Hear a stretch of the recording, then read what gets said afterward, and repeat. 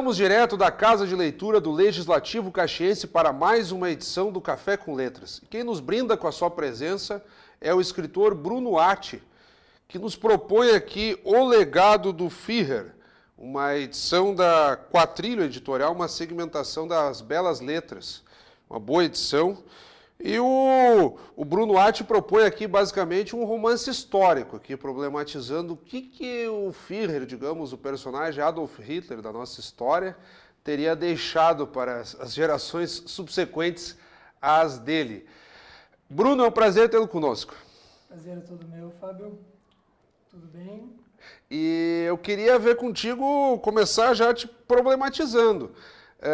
Num primeiro momento, as pessoas tendem a achar que o legado do Führer teria sido basicamente um relógio suíço, que por um motivo ou outro circulou no âmbito do nazismo, e depois teria parado no antiquário na Argentina. E depois, no decorrer do programa, nós vamos detalhar mais isso.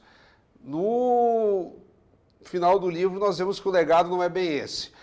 No primeiro momento, o que ficou de bom, então? Porque o legado, ele sempre chama por uma ideia positiva. Exatamente. Tu fazes uma brincadeira aqui no livro e as pessoas vão ver que esse termo legado não é bem algo positivo. Mas, tirando, assim, o juízo de valor inicial, qual é o legado que o Führer deixou? Qual o legado que o Führer deixou? Cara, um legado terrível, né? Uma coisa abominável. Algo assim que a gente sabe muito bem que pro bem do nosso futuro é bom que a gente estude o nosso passado. E isso é uma das coisas que a humanidade ainda não aprendeu a fazer, né? A gente continua repetindo os mesmos erros. E o erro da Alemanha nazista e do seu líder, Adolf Hitler, foi uma coisa absurda, né? E também foi o que também me inspirou a escrever sobre isso. Uhum. Na largada do livro nós temos ali uma contextualização histórica interessante, pegando a parte final da Segunda Guerra Mundial. Tu começas basicamente no momento em que o nazismo está chegando no ápice, que é a conquista ali da França, para depois então os últimos dias, que é, digamos assim, nós chegaremos à derrocada. E aí, nesse relato dos últimos dias, nessa parte final, pegando especificamente a conquista do território francês pelos nazistas, surge então a ideia de um relógio de parede, praticamente como uma joia, e que isso encanta muito o próprio Adolf Hitler naquele processo de saqueamento que as tropas alemãs fazem de obras de arte, dentre outros artigos, de famílias e ambientes públicos, prédios públicos franceses. Isso é tudo armazenado e, por motivo ou outro, o Hitler prefere ficar especificamente com esse relógio. Passa a ter um carinho muito especial. Depois a história vai tendo todo um desdobramento que começa com o relógio e depois ganha muito mais ênfase. Eu gostaria, então, que tu começasses a abrir essa trama e trazer para nós o teu processo de criação, aquilo que geralmente as pessoas não enxergam num primeiro momento a partir da leitura. Olha, Fábio, o processo de criação, assim, no meu caso, como um escritor recém, assim, apresentado para esse novo mundo, ele foi um processo muito dinâmico, muito rápido. Eu escrevi esse livro em 4 meses. Ele foi uma coisa que, assim, eu costumo dizer em tom de brincadeira, claro, mas que ele foi psicografado. Então, é uma coisa assim que eu fui escrevendo, eu resolvi, a partir de tantas lendas nazistas, que a gente sabe que se criou toda uma mitologia em torno da Segunda Guerra Mundial e da Alemanha nazista. E como toda boa mitologia, ela tem suas lendas, seus mitos. E eu resolvi criar uma lenda, que seria a lenda do relógio. A lenda desse relógio, desse belíssimo relógio, que Hitler se apaixona pelo relógio. E a partir daí eu fui assim, como eu poderia dizer para ti, a história foi crescendo. Ela não foi exatamente planejada. No instante que eu ia escrevendo, eu ia tendo novas ideias, corrigia alguma coisa ali, voltava, trocava algumas coisas que eu já tinha até dado como certo, não, vai ser assim. Aí, de repente, me vinha alguma coisa, não, vai ficar melhor de outro jeito. Ia lá, mudava. Então, foi uma coisa assim muito dinâmica que aconteceu, não foi tão planejado. Claro. Esse relógio seria um relógio. Tu chegas a dar um estilo, um perfil para ele? Relógio... um relógio de parede. Charter. Cartier. Cartier. Da mesma marca que Cartier, hoje faz relógio de pulso. Exatamente. Eu acredito que hoje eles não façam mais aquele tipo de relógio. De parede, lá dos anos 40.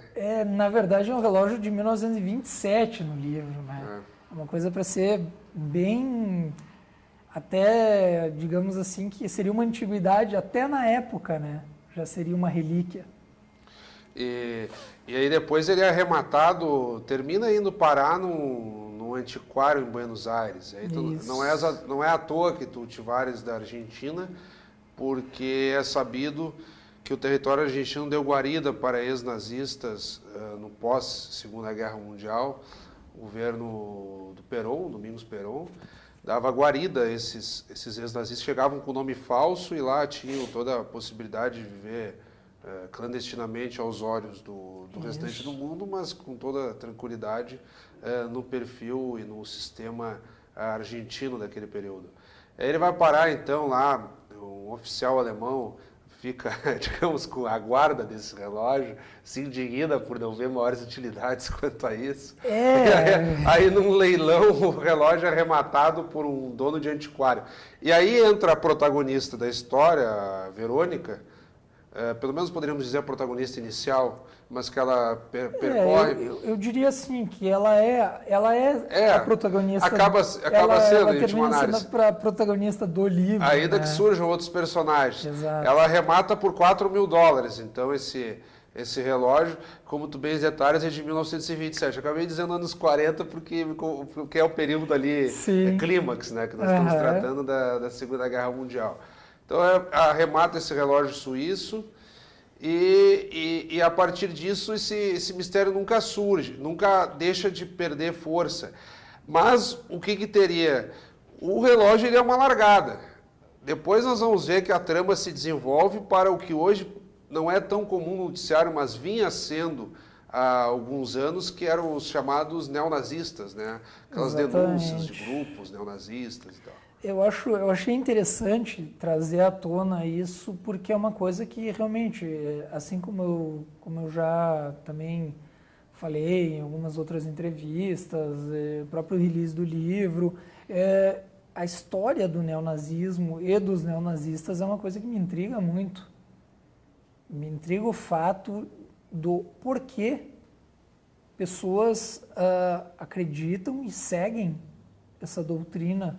E, às vezes, com muito afinco e, em determinadas ocasiões, com mais radicalismo que o próprio povo alemão seguiu durante a Segunda Guerra, né? Isso é uma questão que eu sempre me perguntei, de onde que esses caras conseguem imaginar alguma coisa boa. E aí nós temos vários componentes, que não é só o antissemitismo relativo aos judeus propriamente, que parecia ser... era o foco principal do Adolf Hitler naquele contexto de Segunda Guerra, e de convencimento e mobilização do povo alemão naquilo que ele acreditava ser a chamada raça ariana, seria uma raça pura de alemães. Tinha mais alguns pequenos detalhes nesse meio, assim, dessa marginalização do judeu. Só que não eram só judeus, né? Entravam negros, ciganos... Todos que não fossem da raça todos que ariana, não fossem naquele padrão... raça pura, né? E que se propaga hoje. Nós vamos ver, por exemplo, outros movimentos de inspiração que promovem atentados, cultos de ódio. Né? Mas, se tu me permites também fazer um adendozinho essa questão do judeu, ele também era visto naquela época como a burguesia, a classe rica dos alemães. Principalmente comerciantes, né? Exato, comerciantes, o pessoal do cinema, era tudo dominado, a mídia, pelos judeus. E foi uma forma também do Hitler conseguir, como o desemprego estava muito alto, né? Foi uma forma, assim, de um jeito meio até populista, do Hitler conseguir fazer aquela luta de classes. Né? Ele botou a culpa em alguém. Eu tive a oportunidade de ler o Mein Kampf, né, que é tido como a Bíblia do nazismo. O Hitler, em meados dos anos 20, ficou entre 1 ano e 2 preso, porque ele promove uma pequena revolta em Munique, tentando já organizar aquilo que seria o futuro partido nazista. Ele fica preso, nesse período ele escreve então esse livro do Mein Kampf, depois acaba se tornando a Bíblia nazista, como nós tivemos lá na Grécia Antiga, a Ilíada, os textos do Homero, e hoje tem a Bíblia para os cristãos, enfim. E no Mein Kampf fica muito claro, ele tem uma insatisfação com relação aos judeus, porque ele considera, na ótica dele, os judeus não teriam assim uma pátria muito bem definida, ainda que... Claro, depois nós vamos ter o Estado de Israel no pós-Segunda Guerra, mas naquele momento ele enxerga os judeus como supostos aproveitadores, digamos assim. Invasores. Queriam, para os mais diversos pontos do mundo, tirar proveito da riqueza dos outros. Exato. O que, para os olhos atuais, é praticamente impensável no momento em que nós vemos imigrações, fluxos, né? Não, esse mundo globalizado... O mundo está globalizado e cosmopolita. Ainda é claro que temos as regras de cidadania, aquela coisa toda, mas não é bem assim, porque eu sou imigrante em outro lugar, então eu sou um aproveitador. Mas na ótica dele era isso. Então é daí que se baseia, né, essa perseguição inicial para os judeus e que vai abrindo o leque depois de pessoas que são alvos desse preconceito, digamos, militantes nazistas. Né? E como é que foi a tua pesquisa para adequar o contexto atual? Porque aí depois nós vemos aqui, o enredo tem um processo de elaboração que vai ficando bastante complexo, envolvendo o Departamento de Investigação americano, FBI, Polícia Federal, entram também o contexto brasileiro nesse aspecto todo, quer dizer, a coisa fica muito forte, né, nessa perseguição a organizações declaradamente nazistas. Sim. Na verdade, o que eu tentei fazer é também, assim como a gente estava falando de globalização, é dar uma globalizada no livro. Eu noto, assim, que muitos escritores caxienses, eles falam muito sobre Caxias, o que é óbvio, né? Sim, citam as ruas da cidade. Ruas e coisas. Exatamente. O que eu quis fazer é talvez levar Caxias para o resto do Brasil e, quem sabe, um dia para o mundo. Né? Levar o nome, não necessariamente Caxias, porque a cidade não é citada no livro. Sim, porque a Verônica ela é de São Paulo, ela é paulistana. É declaradamente paulistana. Aí tem esse contexto dos Estados Unidos, Brasil, Argentina, isso, a França na largada. Vai levando para vários lugares, assim, vai te levando fazendo um passeio pelo mundo, pelos países. E em cada localidade eu tento dar uma breve descrição dos lugares e um pouco da cultura. O que chama atenção é que tu utilizas diálogos em outro idioma. Se o contexto é francês, há expressões em francês. Aí, claro, tu colocas um travessão ali... No diálogo mesmo, quem é do jornalismo está acostumado com isso. Você coloca ali a frase entre aspas e descreve. Destacou fulano de tal, ou ressaltou, ou chamou atenção. Então, nessa breve descrição em que tu complementas a citação, mesmo quem não entende o idioma acaba sacando o que realmente teria sido dito, digamos assim, no idioma. E aí tu fazes isso, eu lembro ali, francês acontece isso, em alemão, os idiomas dos lugares são Na aproveitados. Argentina. O espanhol. Na E até tu Argentina. brincas ali com a ideia do portunhol, que é É um assassinato a sangue frio. uma saída É um dos assassinato, brasileiros é. e os irmãos porteios aí têm de se Na comunicarem minha e tal. concepção, assim, até esse eu descrevo no livro, que o portunhol é um assassinato a sangue frio de ambas as línguas. Mas né? que é simpático isso, porque aí dá uma ideia do contexto. O sujeito está nos Estados Unidos, então vão aparecer ali expressões em inglês e por aí afora, Claro. para a pessoa ter ideia do Eu contexto. acho que dá verossimilhança para a coisa. Isso eu gostei, isso eu achei interessante. Deixa o livro mais, como é que eu posso dizer, mais rico nesse aspecto. Uma coisa assim que eu gosto bastante de cinema, além de literatura, claro, mas uma coisa que me incomoda muitas vezes é assistir filmes de Hollywood, principalmente, onde os caras estão fazendo o filme é todo baseado, digamos, no Egito, e todo mundo fala inglês, todo mundo fala inglês perfeito, e é tudo falado em inglês, e uma coisa me chama a atenção, eu gosto bastante, às vezes, do que faz o Mel Gibson, quando ele dirige os filmes dele. Se ele vai fazer um filme, por exemplo, como A Paixão de Cristo, o filme é em hebraico. Claro. Ele faz o filme aquele que eu não vou lembrar o nome agora, mas é dos maias, é falado na língua maia. Então isso eu acho muito interessante. O próprio Tarantino também usa bastante isso no Bastardos Inglórios, que ele faz muita conversação, o pessoal está na França, vai falar em francês, o pessoal vai para a Alemanha, fala em alemão, né? Os americanos falam inglês entre si, né? E voltando lá à raiz, nós tratamos muito do relógio. Uhum. Eu não sei se tu vais me autorizar aqui a falar do final do livro. Claro que não. Porque no final... esses dias eu estava entrevistando uma escritora e aí ela disse que não. E aí no final ela mesma contou o final do livro. Então eu fico absolvido dessa culpa. Tu que puxou. Aconteceu. Tu que puxou nela, né? E aí o que acontece? O legado do Führer não é o relógio.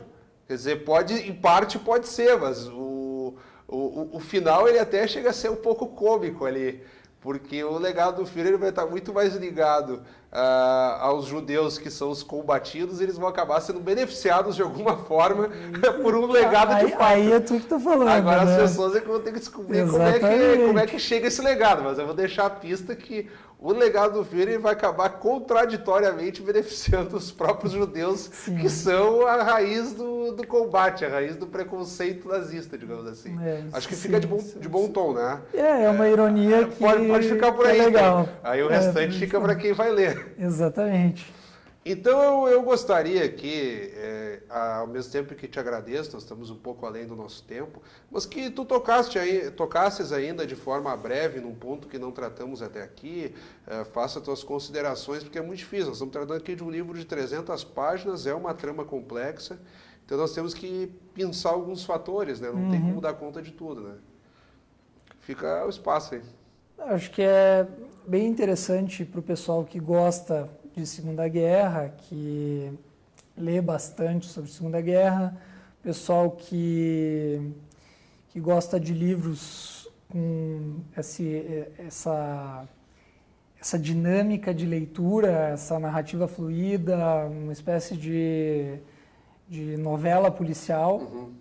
Eu acho que esse pessoal vai encontrar no legado do Führer bastante diversão, aventura, e também vai encontrar bastante história, também fatos históricos que foram pesquisados para somar e dar mais corpo para essa aventura. Até foi por isso que eu classifiquei como romance histórico, que não é um livro totalmente de ficção, muito pelo contrário, ele se vale de momentos da história mesmo, e aí depois vai, claro, enquadrando o seu enredo ficcional, né? Que é, digamos, o legado em si, né? Uhum.